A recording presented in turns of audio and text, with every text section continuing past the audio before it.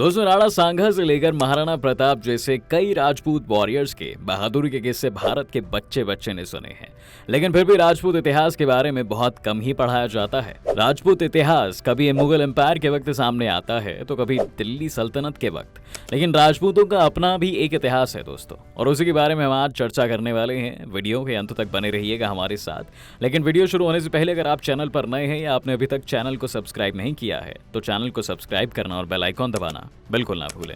दोस्तों, राजपूत कहां से आए थे, इसे लेकर हमेशा ही इतिहासकारों में एक बड़ी बहस रही है। कुछ लोगों का मानना है कि वो भारत में ही रहने वाले क्षत्रिय थे, तो कुछ लोग मानते हैं कि ये लोग बाहर से आए थे और बाद में उन्होंने हिंदू धर्म अपना लिया। खैर, इस बहस का अभी कोई अंत नहीं है, लेकिन हमें इतना जरूर मालूम है कि राजपूतों का इतिहास हम गुप्त साम्राज्य से ट्रेस कर सकते हैं। गुप्त काल को भारत के इतिहास का स्वर्णिम काल माना जाता है। जी हाँ, क्योंकि इस समय फिर चाहे वो एस्ट्रोनॉमी हो, मैथमेटिक्स हो या फिर मेडिसिन, सभी फील्ड्स में भारत में तेजी से तरक्की हो रही थी। इसके साथ साथ इस समय भारत रोम और चीन जैसी शक्तियों से भी व्यापार कर रहा था। गुप्तकाल के समय ही हंस ने भारत में हमला किया था, जो कि उस वक्त सेंट्रल एशिया से लेकर चीन तक में कहर मचा रहे थे।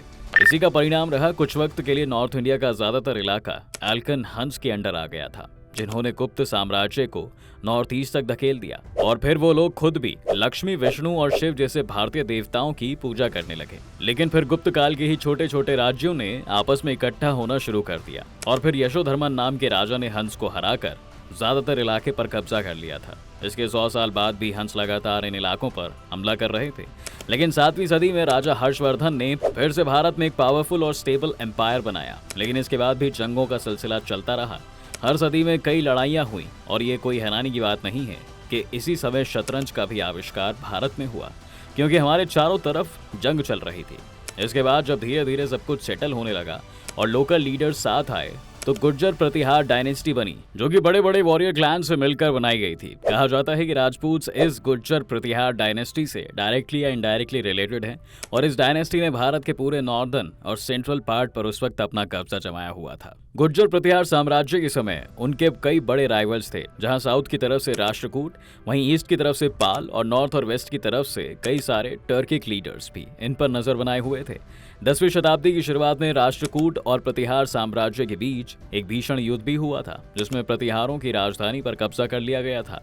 उन्होंने अपनी राजधानी तो बचा ली थी, लेकिन इसके बाद धीरे धीरे आने वाले सालों में गुर्जर प्रतिहार डायनेस्टी की एकता खत्म होने लगी और सभी लोकल राजाओं ने धीरे धीरे खुद के राज्य को इंडिपेंडेंटली चलाना शुरू कर दिया।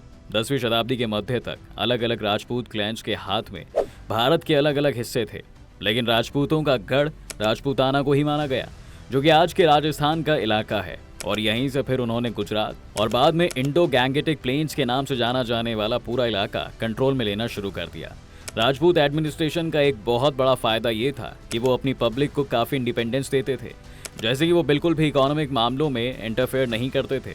उन्होंने जागीरदारी सिस्टम को फॉलो किया था, जिसमें एक जागीरदार को काफी सारी जमीन दी जाती है, फिर उसी जमीन को वो जागीरदार बाकी किसानों को देता है और फिर उससे जो पूरा टैक्स आता है उसका एक पोर्शन राजा के पास जाया करता था, जिससे कि मिलिट्री और डिफेंस के लिए फंड्स का इंतजाम होता था। इसके साथ साथ इस समय कोई सेंट्रल कोर्ट भी नहीं थी, बल्कि लगभग सभी कानूनी मामलों के फैसले लोकल लीडर्स लिया करते थे, जिसके कारण उस इलाके की मान्यताओं का भी ख्याल रखा जाता था और राजपूत राजाओं को जनता की तरफ से कोई विरोध नहीं झेलना पड़ता था। राजपूत औरतों का भी उनकी सोसाइटी में काफी सम्मान था। न सिर्फ उन्हें पढ़ाया लिखाया जाता था, बल्कि साथ ही उन्हें शस्त्र चलाने की ट्रेनिंग भी दी जाती थी, ताकि युद्ध की स्थिति में अगर जरूरत पड़े तो वो अपना बचाव कर सकें। हमें यहाँ दोस्तों रानी दुर्गावती की कहानी भी मिलती है, जिन्होंने अपने पति की मौत के बाद हाथी पर बैठकर उनकी सेना और एक जंग के मैदान में लीड किया था। राजपूत साम्राज्य इसलिए भी अलग था दोस्तों, क्योंकि वो लोग सिर्फ जमीन या फिर दौलत के लिए नहीं, बल्कि सम्मान के लिए भी लड़ रहे थे। एक कहानी इसी से जुड़ी ये है कि जब एक राजपूत राजा ने किसी किले को घेर लिया था, तो काफी दिन इंतजार करने के बाद उन्हें समझ आया कि अब किले के अंदर का खाना और पानी खत्म होने लगा है। ऐसे में इसका फायदा उठाने की बजाय उस राजा ने किले में ये कहते हुए खाना भेज दिया कि वो किसी भूखे दुश्मन से नहीं लड़ना चाहते। इसके साथ साथ राजपूतों ने उस वक्त के सिंध में बसे अरब व्यापारियों के साथ भी ट्रेड रिलेशनशिप्स एस्टैब्लिश की थी और भारत की तरफ से मसाले, इत्र, हीरे, मोती, कपास और सिल्क को बाहर भेजा जाता था। और दूसरी तरफ ये राजपूत क्लैंस जंग में इस्तेमाल होने वाले घोड़े भी बाहर से खरीदते थे। 11वीं शताब्दी के दौरान गैसनविद एम्पायर तेजी से फैल रहा था, जिसे मालवा के भोज ने अगली एक सदी तक भारत में फैलने से रोका। लेकिन इस वक्त तक राजपूत क्लैंस के बीच भी इतने युद्ध हो रहे थे कि ये सब एक साथ संभालना बहुत मुश्किल हो रहा था। फिर गैसनविड्स के बाद गुरिड साम्राज्य ने भारत पर हमले करने शुरू किए और ये वही मोहम्मद गौरी वाला गुरिड साम्राज्य था। जब पहली बार मोहम्मद गौरी और राजपूत क्लैंस का सामना हुआ तो वो उसके खिलाफ एक होकर लड़े थे, जिस वजह से 1191 में उसे वहां से घायल होकर भागना पड़ा। लेकिन अगले ही साल जब वो 1.2 लाख की फौज, जिसमें एक बड़ी कैवलरी यूनिट भी थी, उसकी वजह से वो अगली लड़ाई जीत गए। लेकिन फिर मोहम्मद गौरी को मार दिया गया और ये एम्पायर भी टूटकर दिल्ली सल्तनत में बदल गया, जिसमें तुगलक से लेकर खिलजी तक कई राजा हुए। दिल्ली सल्तनत के ज्यादातर राजा दोस्तों मंगोल साम्राज्य के साथ लड़ने में ही व्यस्त थे। लेकिन जब खिलजी ने फाइनली मंगोलों की समस्या को निपटा दिया, तब वो राजपूत क्लैंस पर भी हमला करने लगा और उसने अपने साम्राज्य का विस्तार किया। इसके बाद बाबर ने आकर दिल्ली सल्तनत को खत्म किया और भारत में नए मुगल साम्राज्य की शुरुआत की। मुगल साम्राज्य और राजपूतों में लंबे समय तक संघर्ष चलता रहा, लेकिन अकबर के समय में राजपूतों और मुगलों के रिश्तों में बहुत सुधार देखा गया। न सिर्फ अकबर को सभी ने अपना राजा मान लिया था, पर साथ ही वो मुगलों की कोर्ट्स में हायर पोजीशन एक्वायर करने लग गए। और फिर औरंगजेब के वक्त तक कई राजपूत लोग मुगलों की सेनाओं के सेनापति भी रहे। जी हाँ, लेकिन औरंगजेब की क्रूरता और महाराष्ट्र से उठते मराठा साम्राज्य के उदय को देखते हुए धीरे धीरे राजपूत उनके साथ हो गए। औरंगजेब की मौत के बाद मुगल साम्राज्य पूरी तरह बिखर गया। अवध, हैदराबाद, बंगाल सभी ने खुद को आज़ाद घोषित कर दिया और दूसरी तरफ मराठों ने तेजी से भारत में अपना शासन स्टैब्लिश कर लिया। लेकिन मराठा लीडरशिप एक्सपैंड होने के साथ साथ डिसेंट्रलाइज भी होने लगी, यानी कोई एक राजा नहीं रहा और बहुत सारे अलग अलग चीफ्स, चाहे फिर वो होलकर हो या फिर सिंधिया, सभी ने अपने राज्य बना लिए। इसी का फायदा अंग्रेजों ने उठाया, जो उस समय के एक डोमिनेंट पावर बनते जा रहे थे। उन्होंने इस वक्त राजपूतों को भी कन्विंस कर लिया कि वो मराठों का साथ ना दें। फिर इसी बीच 3 एंग्लो मराठा वॉर्स हुई, जिससे ब्रिटिशर्स और भी ज्यादा मजबूत हो गए थे। ब्रिटिश इंडिया के अंदर राजपूत राजाओं ने क्वीन को सॉवरेन मान लिया था, लेकिन अपने इलाकों को वो अभी भी इंडिपेंडेंटली कंट्रोल करते थे।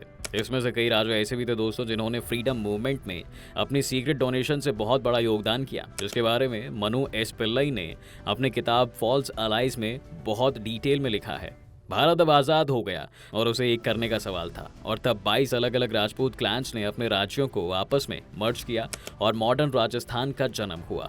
आज भी राजपूत लोग इस देश में अपना योगदान दे रहे हैं, फिर चाहे वो सेना में सर्वोच्च बलिदान देने की मांग हो या फिर भारत के कल्चर को आगे लेकर जाना हो। राजपूत आपको आज हर एक फील्ड में नजर आ जाएंगे और उनकी हिस्ट्री के कारण आज भी आप उनमें बहादुरी देखेंगे। तो दोस्तों, ये थे राजपूतों का इतिहास, जिसमें हमने आपको बताया कि किस तरह से ये पूरा पावर स्ट्रगल चला। लेकिन राजपूत इतिहास के कई सारे कोने हैं जिसे हमने छोड़ दिया है, जैसे कि उस वक्त के लोग कैसे रहते थे, क्या कपड़े पहनते थे, वो अपने राजा के बारे में क्या सोचते थे और वहाँ का पूरा टैक्सेशन सिस्टम कैसा था। ये भी उनके साम्राज्य को समझने के लिए काफ़ी ज़रूरी है दोस्तों। और अगर आप चाहते हैं कि हम इस पर भी अलग से एक वीडियो बनाएं, तो हमें कमेंट सेक्शन में लिखकर ज़रूर बताएं। उम्मीद है कि आपको आज के इस वीडियो में काफ़ी कुछ नया मिला होगा। अगर आपको ये वीडियो पसंद आया है तो वीडियो को लाइक करें और चैनल को सब्सक्राइब करना बिल्कुल ना भूलें।